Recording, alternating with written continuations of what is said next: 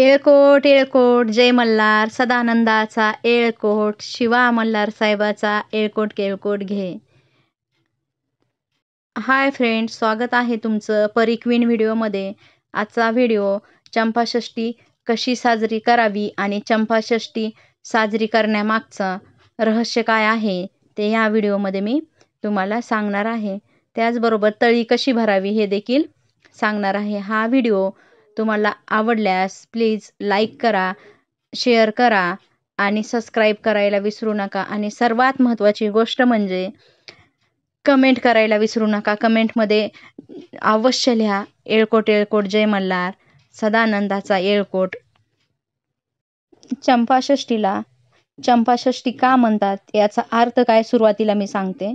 जेव्हा देवानी मणी आणि मल्ले राक्षसाचा वध केला आणि देवाचा विजय झाला तेव्हा सर्व देवी देवतांनी चाफ्याच्या फुलाची देवावर उधळण केली, म्हणून या दिवसाला चंपाषष्ठी असे म्हणतात. चंपा म्हणजे चाफ्याची फुलं. ब्रह्मांड पुराणात देखील मल्हारी मार्तंड प्रकट झाल्यावर त्यांच्यावर चाफ्याच्या फुलाची उधळण केल्याचा उल्लेख आहे. चंपाषष्ठीला आमच्या भागात कांद्या वांग्याची सट असे देखील म्हणतात. तर या चंपाषष्ठीला कांद्या वांग्याची सट आमच्या भागामध्ये का म्हणतात, म्हणजेच बीड जिल्ह्याकडे का म्हणतात, तर मृग नक्षत्राचा जेव्हा पाऊस पडतो ते पाऊस पडल्यानंतर आमच्या भागातील लोक ज्यांचं कुलदैवत जेजुरीचे खंडेराव महाराज आहेत ते लोक घरात कांदापातीची भाजी, वांग्याची भाजी आणि ओला कांदा खात नाहीत, म्हणजेच चातुर्मास पाळतात. जेव्हा चंपाषष्ठीला म्हणजेच कांद्या वांग्याच्या सटीला जेजुरीच्या खंडेरायांना बाजरीची भाकर, वांग्याचं भरीत आणि कांदापातीची भाजीचा नैवेद्य दाखवला जातो. तिथून पुढे वांग आणि ओला कांदा खायला आमच्या इकडचे लोक सुरुवात करतात. तोपर्यंत 4 महिने खात नाहीत, म्हणून आमच्या इकडं या सटीला कांद्या वांग्याची सट असे देखील म्हणतात. जेजुरीच्या खंडेरायांची महिमा एवढी आहे की महाराष्ट्राच्या कानाकोपऱ्यातून वेगवेगळ्या जाती धर्माचे लोक इथे दर्शनासाठी येत असतात. तर अशा खंडेराय महाराजांचे चंपाषष्ठी का साजरी करतात या मागचं रहस्य मी तुम्हाला सांगते. तुम्ही कधी जेजुरी गडावर गेलात की नाही मला माहीत नाही, पण जेजुरीला आल्यानंतर 2 गड आहेत, एक जुना गड आणि एक नवीन गड. जुना गडालाच कडेपठार असे म्हणतात आणि नवीन गड जो आहे तो जेजुरी गावापासून जवळ आहे. जुन्या गडावर जाण्यासाठी 9 लाख पायऱ्या आपल्याला चढून जायला लागतात. म्हणूनच असं गाणं आहे की सोन्याची जेजुरी गडाला 9 लाख पायरी. खंडोबा महाराज जे आहेत त्यांचं मूळ ठिकाण कडेपठारावरच आहे. जी गोष्ट आहे ते कृतयुग काळातील आहे. तर आता मी तुम्हाला सांगते की कृतयुग काळामध्ये कडेपठारावर अनेक साधू संत लोक राहत होते, त्याचबरोबर बरेचसे लोक राहायचे. त्या काळामध्ये 2 भयंकर राक्षस मणी आणि मल्ले या 2 राक्षस देखील त्या काळामध्ये होते. तर हे जे राक्षस आहेत ते काय करायचे, तिथं जे साधू संत लोक आहेत जे की तपश्चर्याला बसलेत त्यांना खूप त्रास द्यायचे, त्यांच्या तपश्चर्यामध्ये अडचण आणायचे, त्यांची तपश्चर्या भंग करायचे. त्यामुळे तेथील लोक त्यांच्या त्रासाला कंटाळून गेले होते. हे मणी आणि मल्ले जे 2 राक्षस आहेत ते तपश्चर्या का भंग करायचे, तर त्यांनी देखील घोर तपश्चर्या करून ब्रह्मदेवाला प्रसन्न करून घेतले होते व ब्रह्मदेवाकडून असा आशीर्वाद घेतला होता की तुमचा कधीही पराजय होणार नाही किंवा तुमचा पराजय कोणीही करू शकणार नाही, असा त्यांनी ब्रह्मदेवाकडून आशीर्वाद घेतला होता. त्यामुळं त्यांना कशाचीच भीती वाटत नव्हती. त्यामुळं ते काय करायचे, मणी आणि मल्ले जे 2 राक्षस आहेत तेथील लोकांना खूप त्रास द्यायचे. या राक्षसांनी जुन्या गडावर म्हणजेच कडेपठारावर धुमाकूळ माजवला होता व जेजुरी परिसरातील लोकांना व साधू संतांना या गोष्टीचा खूप त्रास होत होता. मग या परिसरातील साधू संत आणि लोक यांनी महादेवाची तपश्चर्या केली. महादेवाच्या घोर तपश्चर्यानंतर महादेव प्रसन्न झाल्यानंतर येथील साधू संतांनी सांगितले की मल्ले आणि मणी जे 2 राक्षस आहेत आम्हाला खूप त्रास देत आहेत. तर भगवान शंकर तुम्ही काहीतरी या राक्षसांचं करा.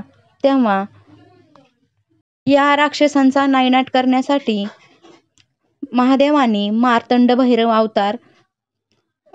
अवताराच्या रूपामध्ये प्रकट झाले. हा जो अवतार आहे मार्तंड भैरवाचा, हा कसा प्रकट झाला तर जे महादेव आहेत यांचा जो तिसरा डोळा आहे, या तिसऱ्या डोळ्याच्या आगीतून ही प्रकट झालेली शक्ती आहे. ती शक्ती म्हणजेच मार्तंड भैरव अवतार. आता मार्तंड भैरवामध्ये आणि मणी आणि मल्ल्यामध्ये काय होणार होतं, भयानक असं युद्ध होणार होतं. तर मार्तंड भैरवांनी मणी आणि मल्ल्याबरोबर लढण्यासाठी 7 कोटी सैन्य आणलं असं सांगितलं जातं. त्यानंतर मणी आणि मल्ल यांच्यामध्ये व मार्तंड भैरवांमध्ये खूप युद्ध झालं व चंपाषष्ठीच्या दिवशी मार्तंड भैरवाने मणी आणि मल्ल्याचा वध केला. तिला मार्तंड भैरवाने मणी राक्षसाचा वध केला.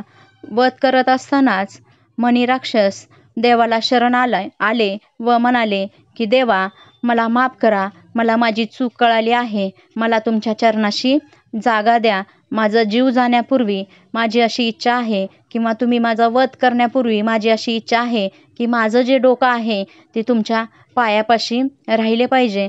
तेव्हा मार्तंड भैरव म्हणजेच खंडोबारायांनी त्यांना तथास्तु म्हणून असा आशीर्वाद दिला आणि मणी राक्षसाचा वध केला. मुंडकं तोडले आणि हे जे मस्तक आहे त्यांनी त्यांच्या पायाशी ठेवले. म्हणजेच मणी राक्षस शरण गेला आणि देवाने त्याला तथास्तु म्हटले आणि स्वतःच्या पायाजवळ त्याच्या शिराला म्हणजेच मुंडक्याला जागा दिली. म्हणून आपण बघतो की देवाच्या पायाजवळ मणी राक्षसाचे मुंडके म्हणजे शिर आहे. त्यानंतर मल्ले राक्षसाचा देखील देवाने वध केला. मल्ले राक्षस देखील देवाला शरण गेला आणि शरण गेल्यावर त्यांनी देवाजवळ शेवटची इच्छा अशी मागितली की खंडेराव महाराज, माझं नाव तुमच्या नावाच्या आधी लावा, एवढीच माझी शेवटची इच्छा आहे. तेव्हा देव त्याला देखील तथास्तु म्हणाले. आणि म्हणून आज जेव्हा आपण देवाचा जय जयकार करतो तेव्हा आपण काय म्हणतो, येळकोट येळकोट जय मल्हार, सदानंदाचा येळकोट. मल्हार जे नाव आहे ते मल्हार नावाच्या आधी मल्ले हे जे नाव आहे ते राक्षसाचे लावलेलं आहे देवानी. म्हणून आपण येळकोट येळकोट जय मल्हार असे म्हणतो. मल्हार म्हणजे स्वतःच्या नावाच्या आधी देवानी मल्ले राक्षसाचे नाव लावलेले आहे, म्हणून देवाचे नाव पुढे मल्हार असे पडले. हे युद्ध जे आहे ते 6 दिवस चालले होते आणि 6व्या दिवशी म्हणजे चंपाषष्ठीच्या दिवशी या युद्धाचा शेवट झाला आणि देवानी विजय मिळवला. तेव्हा देव मार्तंड भैरवाच्या अवतारामध्ये होते. मग या दिवशी चंपाषष्ठीच्या दिवशी काय केले जाते तर तळी भरली जाते आणि देवाला वांग्याच्या भरीत कांद्याची पात आणि अख्खा कांदा जो आहे आणि बाजरीच्या भाकरीचे रोडगे म्हणजे छोट्या छोट्या बाजरीच्या भाकरी याचा नैवेद्य दाखवला जातो. त्याचबरोबर या दिवशी देवाचा जो कोटंबा असतो तो देखील भरला जातो. तर तळी कशी भरायची तर खाली घोंगडी किंवा देवाला घोंगडीच का हातरायची तर देवाला घोंगडी खूप आवडत होती आणि घोंगडी खूप प्रिय असल्यामुळे जेव्हा आपण तळी भरतो तेव्हा खाली काय करायचं आहे, आपल्याला घोंगडी हातरायची आहे. त्यावर ताट ठेवून त्याच्यात 5 नागेलीचे पानं, 5 भाकरी बाजरीच्या, त्यावर वांग्याचं भरीत, कांद्याच्या पातीची भाजी आणि अख्खा कांदा ठेवून 5 वेळेस ती तळी उचलायची आणि म्हणायचं येळकोट येळकोट जय मल्हार, सदानंदाचा येळकोट. असं 5 वेळेस तळी खाली ठेवून परत खाली ठेवायची नाही, खाली आणि वरी असं 5 वेळेस उचलून म्हणायचं येळकोट येळकोट जय मल्हार, सदानंदाचा येळकोट. अशा प्रकारे तळी भरायची आहे. हे रहस्य आहे की ज्यामुळे आपण षडरात्र उत्सव म्हणजे खंडोबा देवाचे नवरात्र आणि चंपाषष्ठी साजरे करतो. हा व्हिडिओ आवडला असल्यास प्लीज लाईक करा, शेअर करा, सपोर्ट करा.